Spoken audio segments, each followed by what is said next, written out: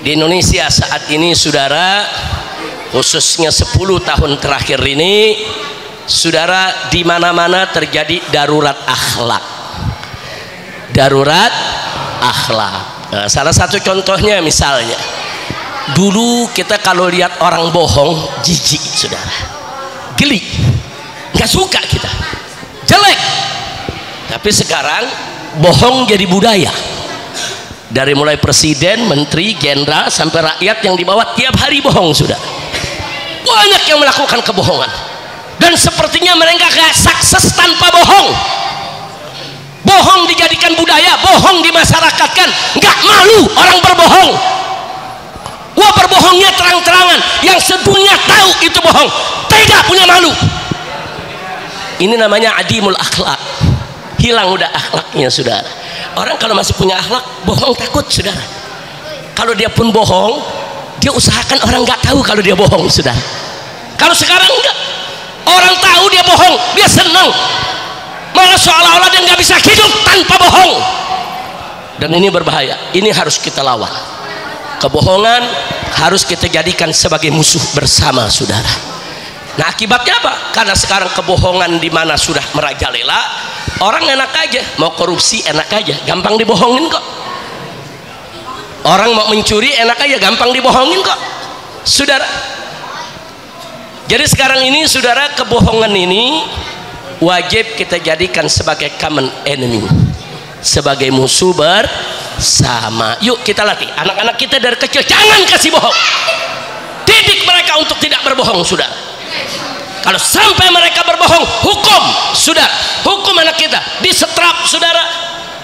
Berikan hukuman agar dia tahu kalau bohong itu jelek, bohong itu buruk, bohong itu tidak baik. Jadikan kebohongan sebagai musuh kita bersama ya. Enggak boleh. Dalam Islam enggak boleh bohong saudara.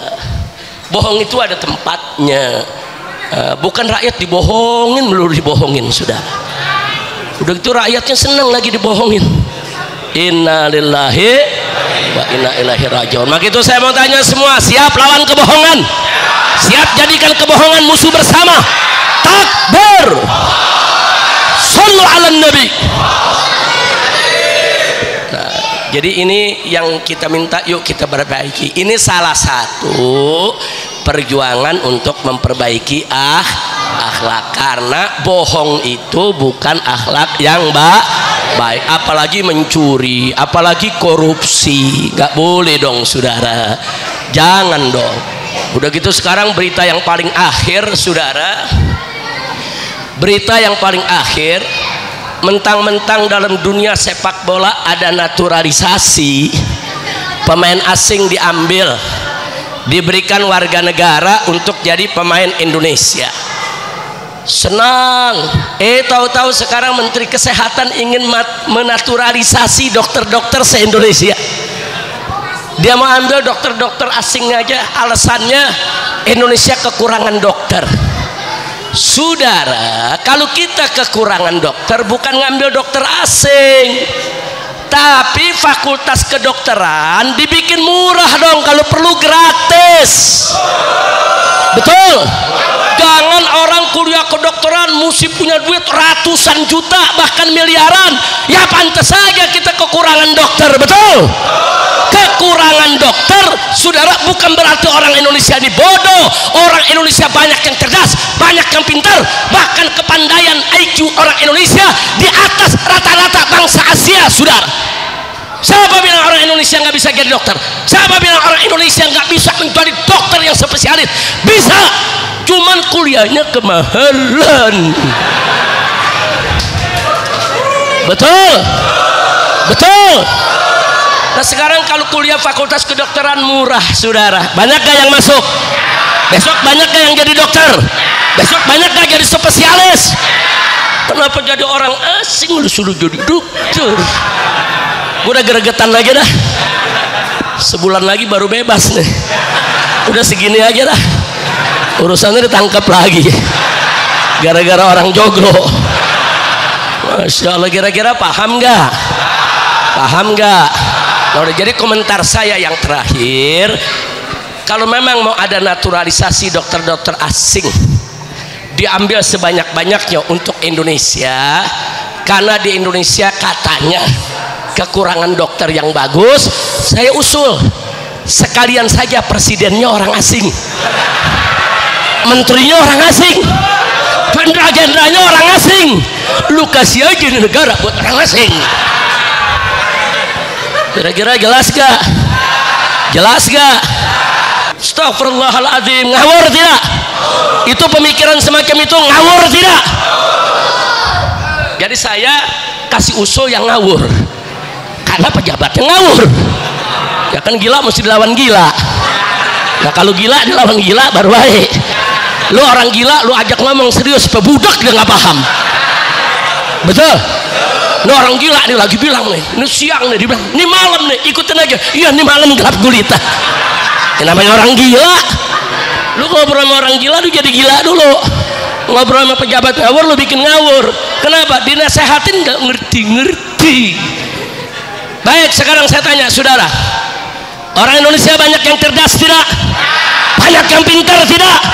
Takbir. Saudara, dunia pendidikan Indonesia itu mendapat dana APBN untuk pendidikan triliunan, saudara. Bahkan di antara yang paling banyak menerima anggaran APBN adalah pendidikan. Tapi kenapa justru biaya pendidikan kok makin mahal? Mestinya dengan anggaran yang besar, biaya pendidikan itu murah, bahkan kalau perlu gratis untuk bangsa Indonesia, saudara. Betul?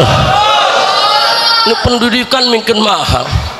Mahasiswa bayar UKT yang biasanya 25 juta disuruh bayar 125 juta. Pala lu panjul. Nah itu namanya orang kaya doang yang boleh kuliah. Betul? Model-model lu nggak boleh, tampang miskin. Masya Allah, sedih tidak? Sedih tidak? Nama gitu yuk, sama saya ajak semua, jangan diam ya kawan, kontrol negara ini. Siapapun presidennya, siapapun menterinya, jangan biarkan mereka berbohong, jangan biarkan mereka korupsi. Harus kita kontrol setiap saat. Kalau ada keputusan-keputusan yang merugikan rakyat, yang merugikan umat, yang merugikan negara, bangkit, lawan, luruskan. Gak boleh kita diam, saudara. Kalau kita diam nanti kita yang susah. Betul? Saya mau tanya sekarang, apa Anda setuju negeri ini diberikan kepada negara asing?